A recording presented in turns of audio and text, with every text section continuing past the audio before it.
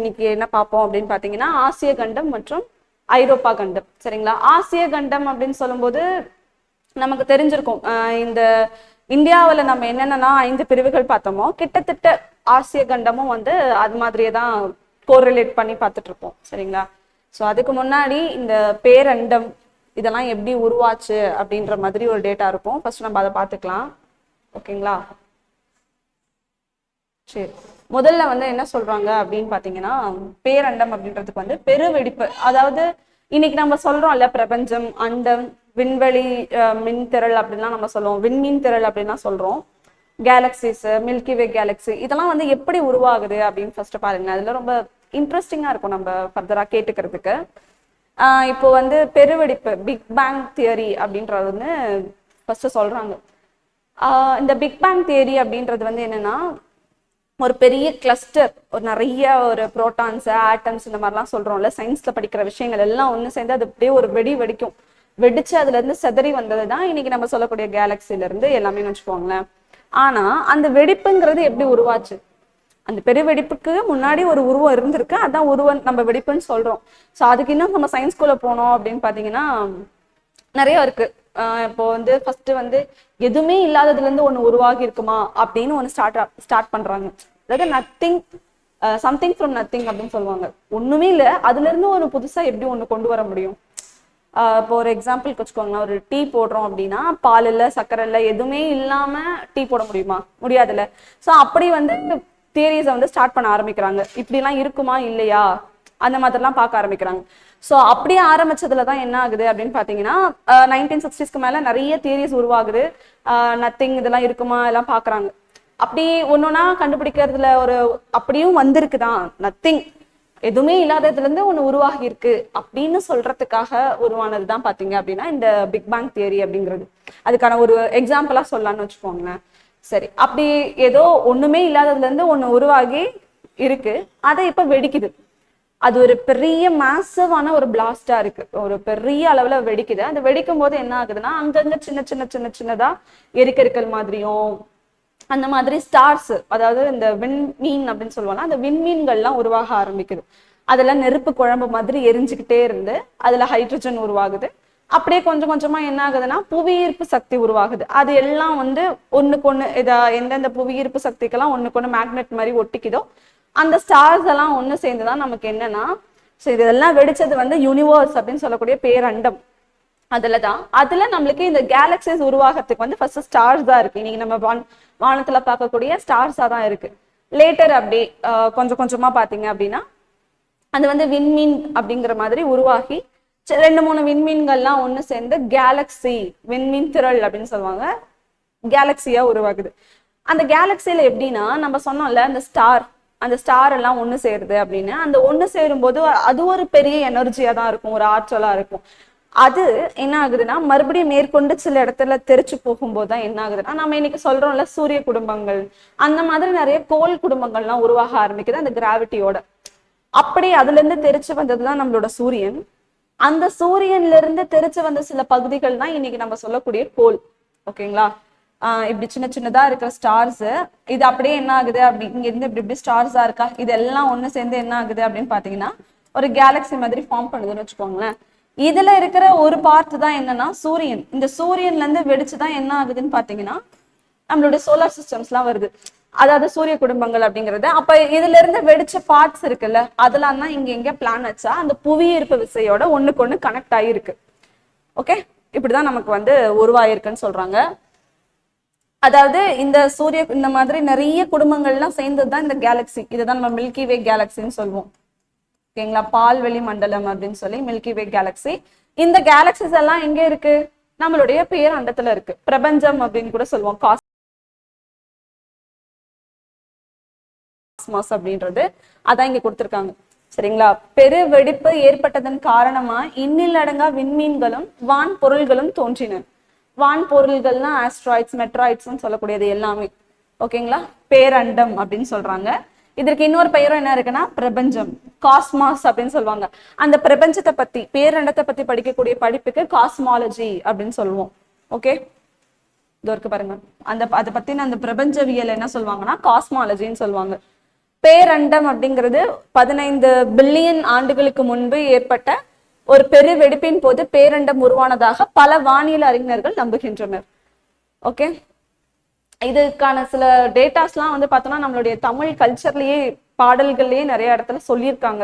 இந்த மாதிரி வெடிச்சு வந்ததுன்றதை சொல்லியிருக்காங்க. பூமி எரிஞ்சுக்கிட்டு இருந்துச்சு, அப்புறம் மழை பெஞ்சு குளிர வச்சுதான் உருவாகுச்சு அப்படிங்கறதுலாம் பரிபாடல் நம்ம தமிழ் படிக்கும்போது படிச்சிருப்போம். பரிபாடல்கள் அந்த மாதிரியான இடத்துலலாம் வந்துட்டு சொல்லியிருக்காங்க பிரபஞ்சம் உருவான விதத்தை பத்தி, இல்லையா? நம்ம அதுக்கு எல்லாத்துக்குமே முன்னோடிகளா நம்மளும் இருந்திருப்போம்.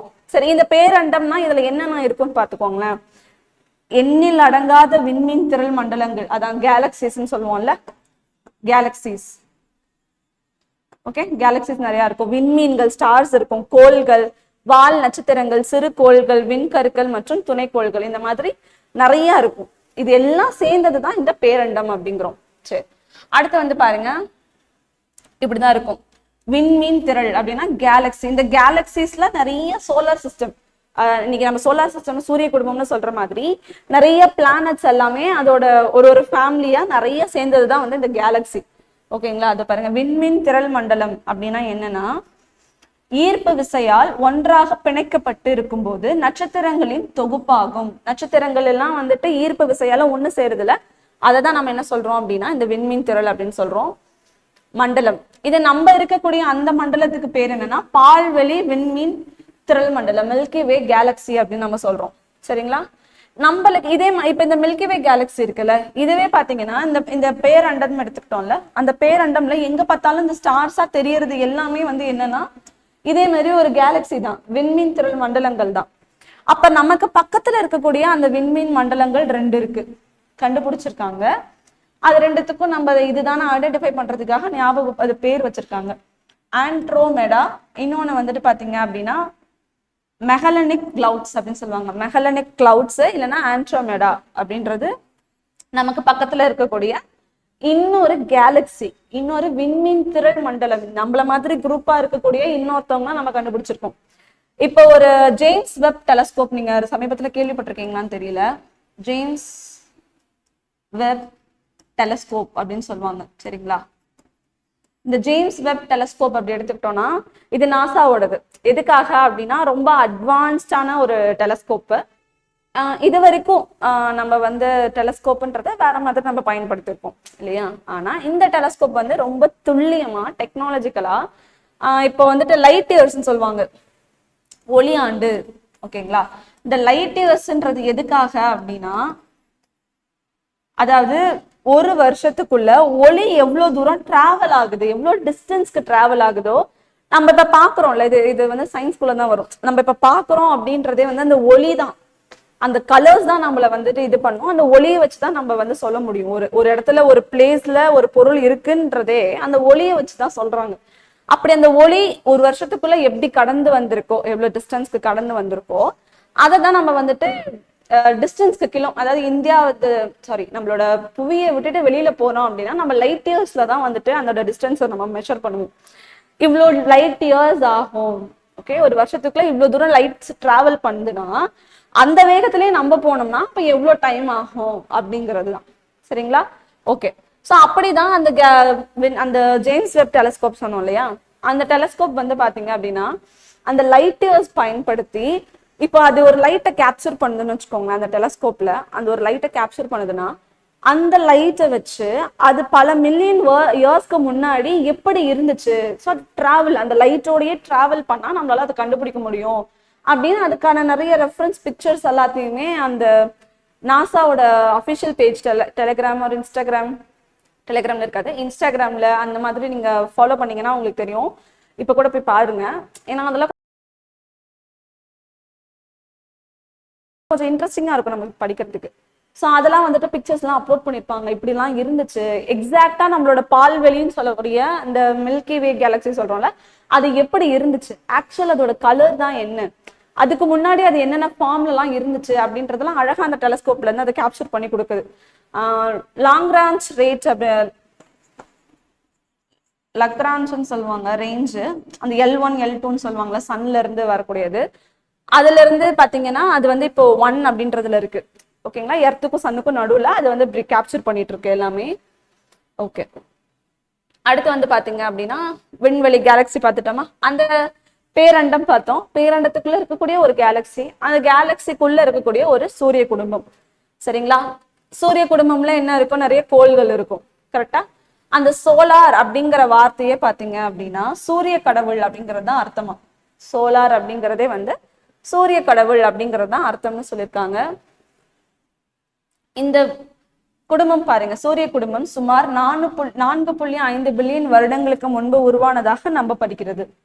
ஓகேங்களா? சூரியனுக்கு வந்து 8 கோள்கள், குறுங்கோள்கள், துணைக்கோள்கள், வால் நட்சத்திரங்கள், சிறு கோள்கள், விண்கற்கள், இது எல்லாமே இந்த சூரிய குடும்பத்துல இருக்கு. சரிங்களா? சூரிய குடும்பங்கள்ல பிளானட்ஸ், ஆஸ்ட்ராய்ட்ஸ், மெட்ராய்ட்ஸ், காமெட்ஸ்ன்னு சொல்லுவாங்க, எல்லாமே இதுல இருக்கு. சேட்டிலைட்ஸ், ஓகே, இது எல்லாமே இருக்கு இதுல. அடுத்து சோலார், சூரிய குடும்பம். அப்ப சூரியன் தானே முதல்ல இருக்கும். சூரியன் தான் இருக்கிறதுல என்னது பெரிய பார்ட்.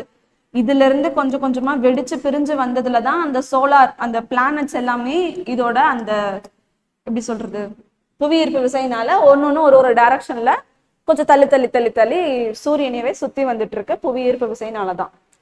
ஓகே, அடுத்து பாருங்க. ஓகே, சூரியன் எடுத்துக்கிட்டோம் அப்படின்னா அதோட அந்த சூரிய குடும்பத்திலேயே அதோட பர்சன்டேஜ் தான் அதிகம். 99.8% வந்து சூரியன் தான் இருக்காமா. ஓகேங்களா? 99.8% சூரியன் தான் இருக்கு. மீதிலாம் தான் நம்மளோட பிளானட்ஸ் தான். ஓகே, நம்ம இனிமேல் பார்க்கக்கூடிய செவ்வாய், புதன், வியாழன், வெள்ளி, சனி, யுரேனஸ், நெப்டியூன் எல்லாமே இந்த மொத்த இதுல 1% தான். அப்ப சூரியன் எவ்வளவு பெருசு இருக்கும் பாருங்க. அதுக்குதான் என்ன சொல்றாங்கன்னா 1.3 மில்லியன் புவி, அந்த எர்த் இருக்குல்ல, நம்ம எர்த், அந்த பூமிய 1.3 அளவுக்கு 3 மில்லியன் அளவு பூமிய அந்த ஒரு சூரியனுக்குள்ள அடக்க முடியுமா? அப்ப அது எவ்வளவு பெருசு இருக்குன்னு பாத்துக்கோங்க. ஓகே, இதோட டிகிரி செல்சியஸ் பாத்துக்கோங்க. 6000 டிகிரி செல்சியஸ் இருக்கும் இதோட வெப்பம். இந்தியா, அதாவது பூமியை வந்து இந்த சூரிய கதிர் வந்து அடையறதுக்கு 8.3 நிமிடங்கள் ஆகுது. ஓகே, கோள்கள், பிளானட்ஸ் அப்படின்னு எடுத்துக்கிட்டோம்னா, கோள் அப்படின்னாலே சுற்றி வருபவர் அப்படின்னு அர்த்தமா. கோள், பிளானட்ஸ் அப்படின்னாலே சுற்றி வருபவர்கள். அப்ப சூரிய குடும்பத்துல இருக்கக்கூடிய 8 கோள்களும் சூரியனை சுத்தி வந்துட்டு இருக்கு. இது வந்து இவங்கெல்லாம் தான் கிரேக்கர்கள், இவங்க எப்படி சொல்றது, ரொமானியர்கள், இவங்கெல்லாம் தான் ஃபர்ஸ்ட் கண்டுபிடிச்சாங்களானா இல்ல. அது முழுசா இல்லைன்னு சொல்ல முடியாது. பட் நம்ம தமிழ்லயும் வந்து பாத்தீங்கன்னா இதற்கான நிறைய சான்றுகள் இருக்கு, நிறைய பாடல்கள் இருக்கு. இங்க கூட பாருங்களேன். வாழ்நிற விசும்பின் கோல் மீன் சூழ்ந்த இளங்கதிர் ஞாயிறு அப்படின்னு சொல்லுவாங்க. கோல் மீன் சூழ்ந்த, கோல் மீன் சூழ்ந்த, இதுக்கு முன்னாடி எவ்வளவோ தியரிஸ் இருந்தது. இப்போ பூமி இருக்குன்னா பூமியை தான் வந்து சூரியனு, நிலா, மற்ற கோள்கள் எல்லாமே சுத்தி வருதுன்னா பல தியரிஸ் இருந்திருக்கு.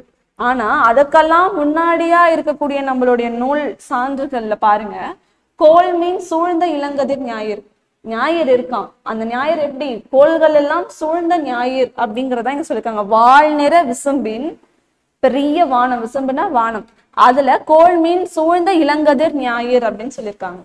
கரெக்டா? அப்போ எல்லாருக்கும் முன்னாடி நம்மளே தானே ஃபர்ஸ்ட் சொல்லியிருக்கோம் சூரியன் நடுவுல இருக்கு, அதை சுத்தி தான் கோள்கள் வந்துகிட்டு இருக்கு அப்படின்னு. பட் அது ஜென்ரேஷன்ஸா கடந்து வராம போயிருக்குன்னு நான் நினைக்கிறேன். ஆமா, நம்ம பேரண்ட்ஸ்க்கு தெரிஞ்சது, நம்ம தாத்தா பாட்டிக்கு தெரிஞ்சது எதுவும் நம்ம பேரண்ட்ஸ்க்கு ஒரு 50% கூட தெரியறது இல்லை. அவங்க கிட்ட இருந்து எதையுமே நம்ம ஒரு 1% கூட கத்துக்கிறது இல்லை. அதான் உண்மை. அப்படிதான் நம்மளுடைய பாரம்பரியம்ங்கிறது அழிஞ்சுக்கிட்டே வருதுன்னு நினைக்கிறேன். வெஸ்டர்னைஸ்டுன்ற ஒரு விஷயம் வந்து எல்லாத்தையுமே மாத்துது. ஸோ அது மாறணும்.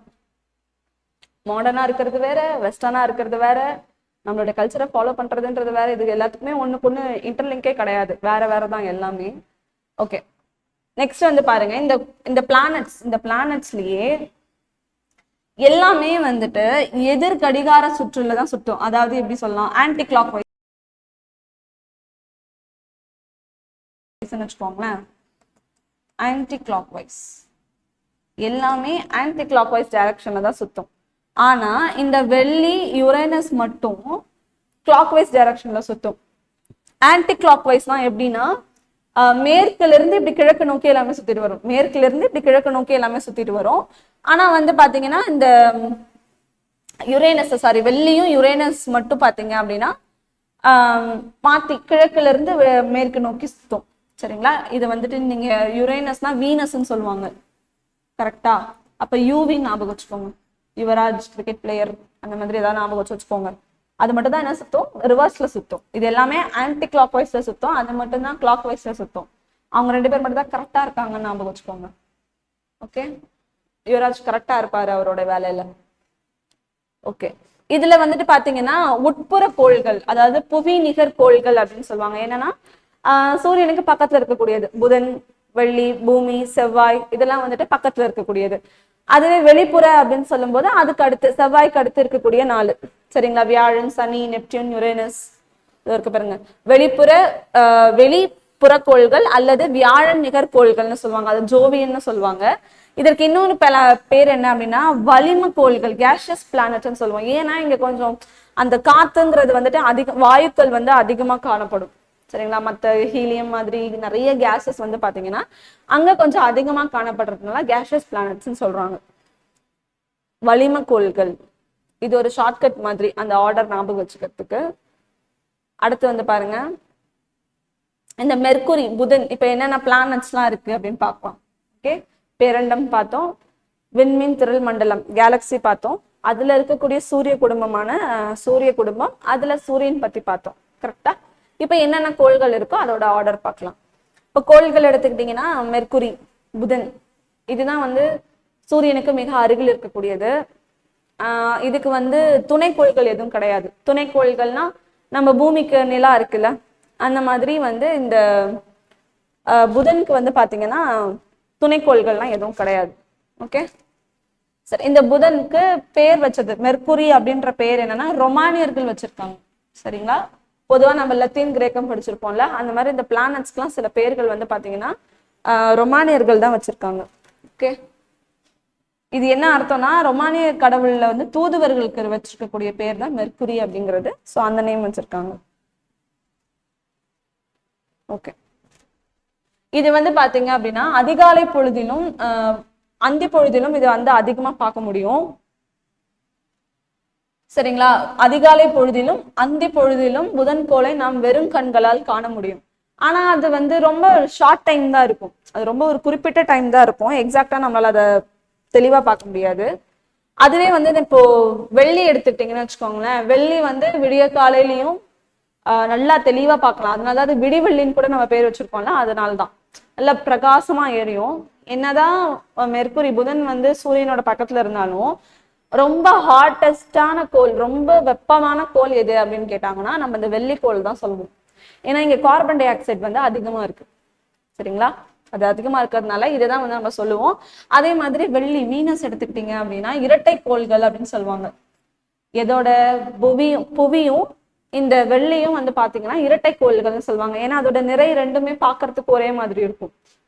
நிறையும் ஒரே மாதிரி தான் இருக்கும். அதனால இங்க இந்த கொடுமையை பாருங்களேன், இது தன்னைத்தானே சுத்திக்கிறதுக்கு 243 நாள்கள் எடுத்துக்குமா. இப்படி ஒரு சுத்துதா, நம்ம இப்படி சுத்துறதுக்கு ஒரு நாள் முடிஞ்சிருது. அந்த மாதிரி இது தன்னைத்தானே ஒரு தடவை சுத்திக்கிறதுக்கு அதுக்கு எவ்வளவு டைம் எடுத்துக்குது பாருங்க. வெரி லேட் கை. ஓகே, இதுவும் வந்து பாத்தீங்க அப்படின்னா அதை நம்ம சொன்னோம்ல, கிழக்குல இருந்து மேற்காக சுற்றுதான், கிளாக் வைஸ் டைரக்ஷன்ல சுத்திட்டு இருக்கு. சரி, வீனஸ் என்ற பெயரால் இக்கோள் அழைக்கப்படுகிறது. காலையிலும் மாலையிலும் விண்ணில் காணப்படுவதால் இக்கோளை விடுவெள்ளி மற்றும் அந்தி வெள்ளி